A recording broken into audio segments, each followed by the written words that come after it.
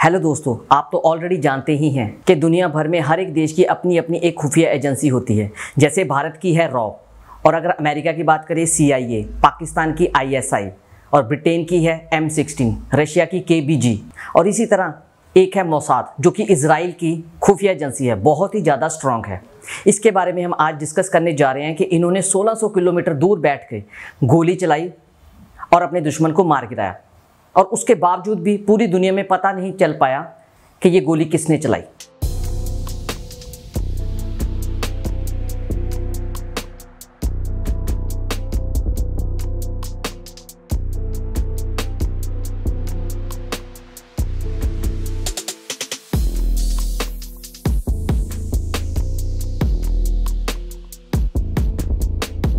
साल 2003 की बात है। इजराइल और अमेरिका को थोड़ा सा शक हो गया था कि जो ईरान है वो न्यूक्लियर वेपन के ऊपर काम कर रहा है। इजराइल ने इसके लिए अमेरिका को बोला कि वो ईरान को समझाए कि ये काम बंद कर दे, लेकिन ईरान तो साफ साफ मुकर गया कि हम न्यूक्लियर वेपन के ऊपर काम कर ही नहीं रहे हैं।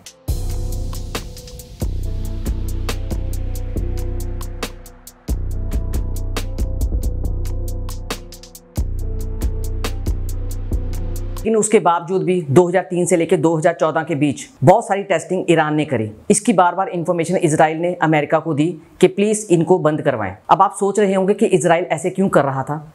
एक्चुअली इजराइल और ईरान की आपस में बनती ही नहीं, ये एक दूसरे के ओपोजिट हैं। सो इसलिए इजराइल को ज़्यादा खतरा था ईरान का अगर वो न्यूक्लियर वेपन तैयार कर लेता। लेकिन 2014 में ये बात तो एकदम क्लियर होगी जब ईरान ने न्यूक्लियर वेपन के एक नए लीडर को अपॉइंट किया, जिनका नाम था मोहीन फखरीजादा। ये वो इंसान थे जिन्होंने रेडिएशन के ऊपर PhD करी थी और प्रैक्टिस भी करी थी।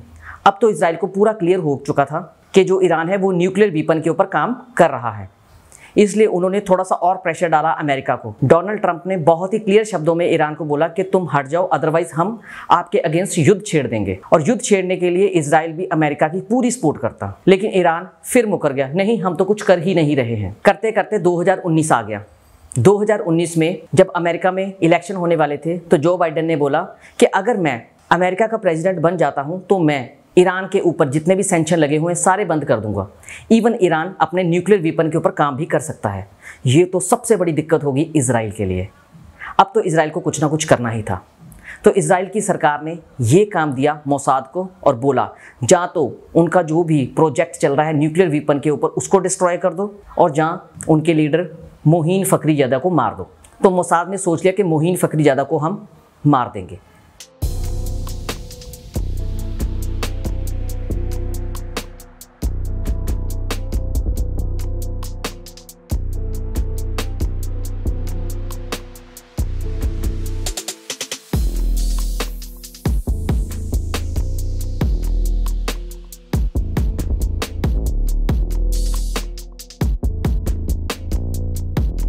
तो उन्होंने एक प्लान बनाया कि हमारे कुछ एजेंट ईरान में जाएंगे, मोहीन फखरीजादा को मारेंगे और फिर वहाँ से वापस आ जाएंगे।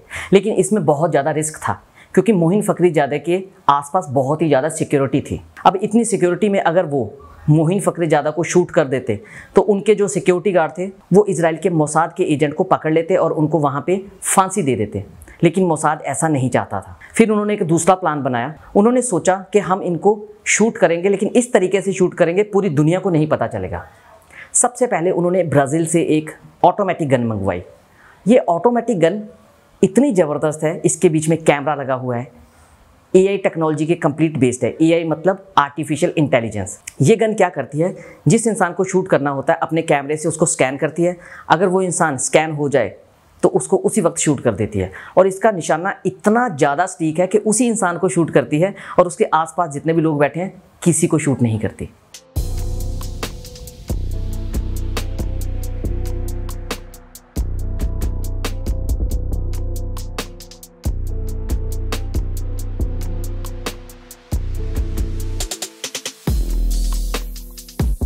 लेकिन सबसे बड़ी चुनौती ये आई कि अब इस ऑटोमेटिक गन को ईरान भेजना था। इसका जो वेट था वो 1000 किलो था और इसको ईरान में भेजना बहुत ज़्यादा मुश्किल था। फिर डिसाइड किया कि हम इसके पार्ट्स को ओपन करेंगे। सारे के सारे पार्ट्स को इजराइल में ओपन किया गया, फिर उसको ईरान भेजा गया। ईरान में जाके उसको दोबारा फिर असेंबल किया गया।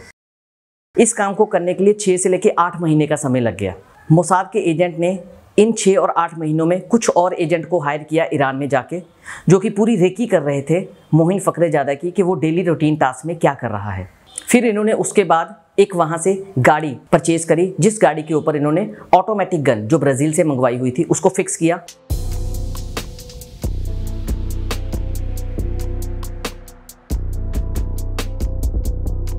अब डिसाइड हुआ कि किस दिन शूट करना है। फिर इनको एक इन्फॉर्मेशन मिली कि मोहिन फखरीजादा अपने 14 सिक्योरिटी गार्ड के साथ अपने किसी फैमिली फंक्शन में जा रहा है। तो इन्होंने रास्ते में उस गाड़ी के ऊपर अपनी मशीन गन को फिक्स कर दिया।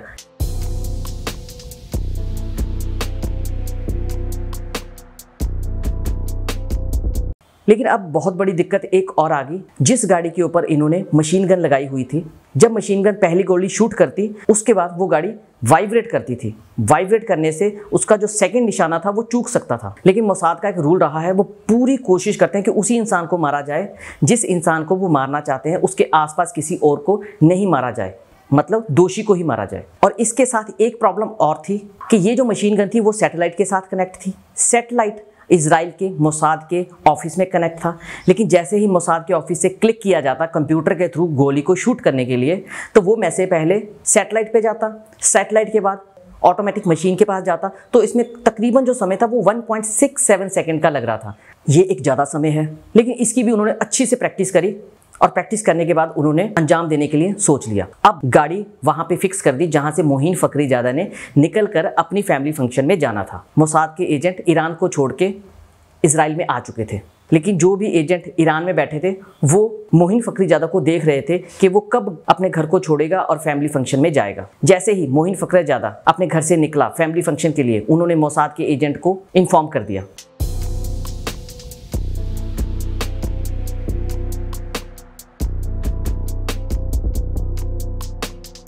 मोसाद के एजेंट अब रेडी हो चुके थे। जैसे ही उनकी गाड़ी मशीन गन के सामने आई, within fraction of second में मशीन गन के कैमरा ने उनको स्कैन किया और 3 बुलेट्स दाग दी। मोहिन फखरीजादा ऑन द स्पॉट मर गए। जब तक गार्ड्स उनके आते, चेक करते कि किसने इनको मारा है, इतने में ही जहाँ पे मशीन लगी हुई थी वो पूरी की पूरी गाड़ी ब्लास्ट होगी। मैं यहाँ पे बताना चाहता हूँ कि जहाँ पे मशीन गन लगाई हुई थी उसके साथ एक बॉम्ब भी प्लांट किया हुआ था कि जैसे ही मोसाद का ये टास्क खत्म हो जाएगा तो वो उसके पीछे कोई भी सुराग नहीं छोड़ेंगे। पूरी दुनिया में ये खलबली मच गई कि न्यूक्लियर वेपन बनाने वाले मोहिन फखरीजादा को किन्होंने मारा।